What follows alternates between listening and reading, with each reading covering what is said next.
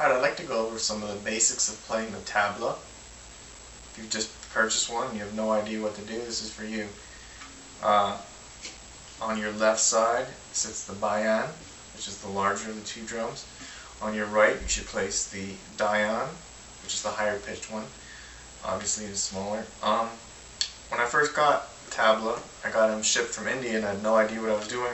I just started hitting it with my middle finger, making this sort of sound. I was like, that doesn't sound like the Hindustani music I've listened to. And the key to getting the high-pitched signature sound of the tabla is that you're actually muting the head of the drum with your ring finger. So what you want to do before you play anything, you want to be able to get that sound. It's the note called na, N-A.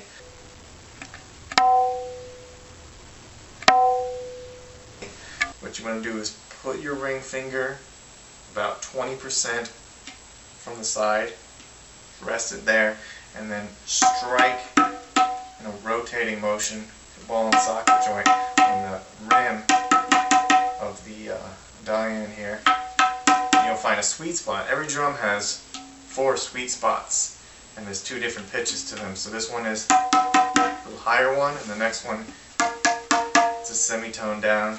And you rotate it again, same as the opposite side, and the same as its opposite. So there's basically 2 notes that you can hit.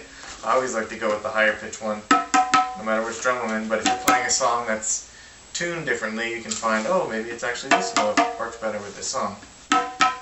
So that's na. I'm going to practice that, get it to ring out. There's tune,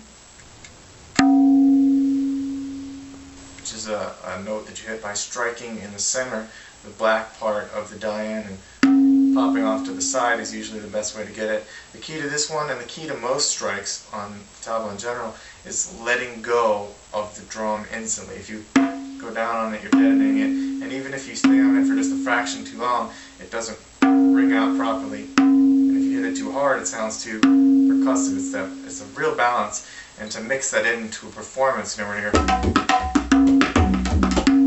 it's like when you get the perfect tune, it just has a purity to it. It sounds like a water dropping in a huge building. It's probably the coolest aspect of the drum as a whole.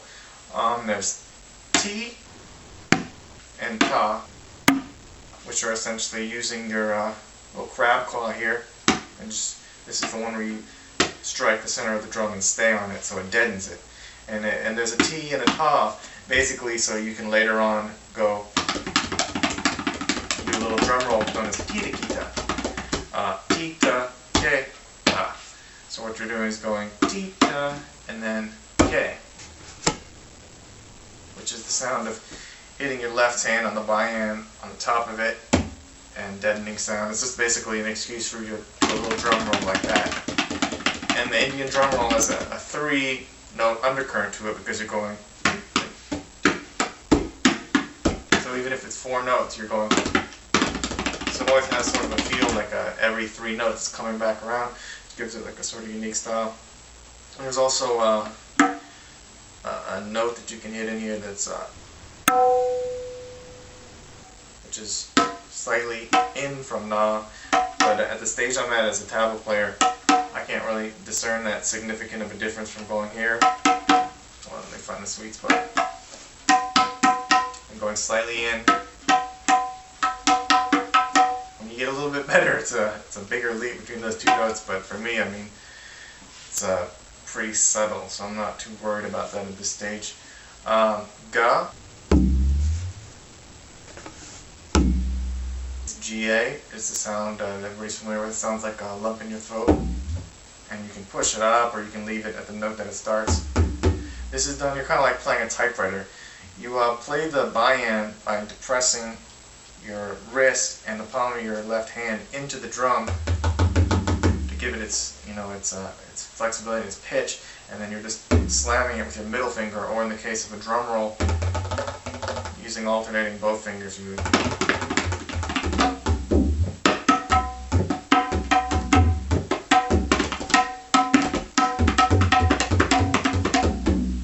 Definitely the other signature. The main 3 signature notes of the tabla that stick in people's mind is the sound of the ga. It's an up pitch, so you hit it and roll your fist into it.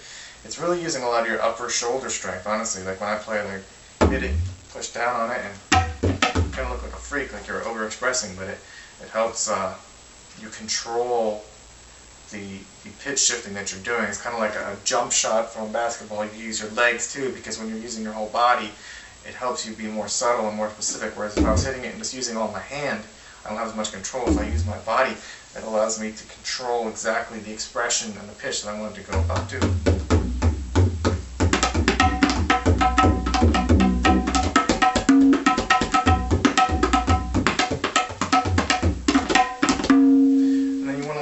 Kita. That's what everybody does. That's how you show off. I'm not really that good at it, but you know, practice over years of your life, you get better.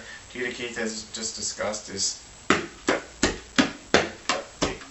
you don't restart it. You sort of go Kita.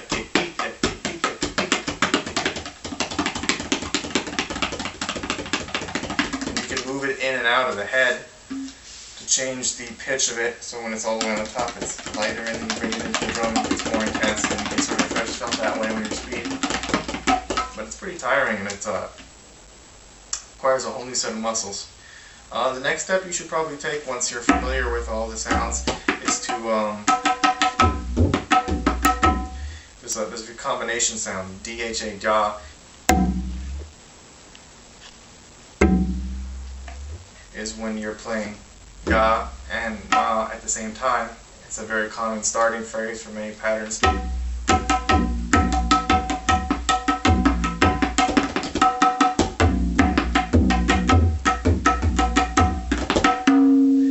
Also, when you hit tune, it's a good idea to also hit okay with it. So it's a double. It's sort of like you're hitting two notes at the same time. It gives you a nice little undercurrent to the tune. It makes it cleaner.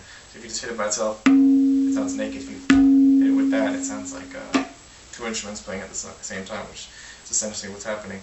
But the next step, once you learn your da and your na and your ita and your and your ge and your ke, is to move on to kaitas and learning actual phrases. The starters is the teen tao, which is something like I'm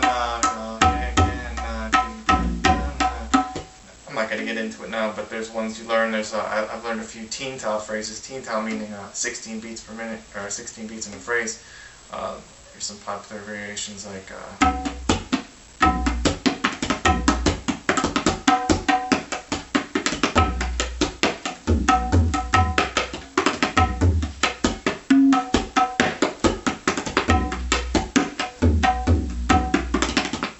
it sounds so stupid, so it's more like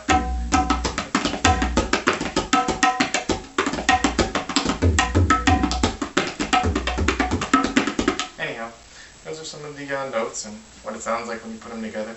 I'm not the best, but you know, if you're just starting off, maybe that'll give you some insight so you don't spend your first 3 months doing this like I was.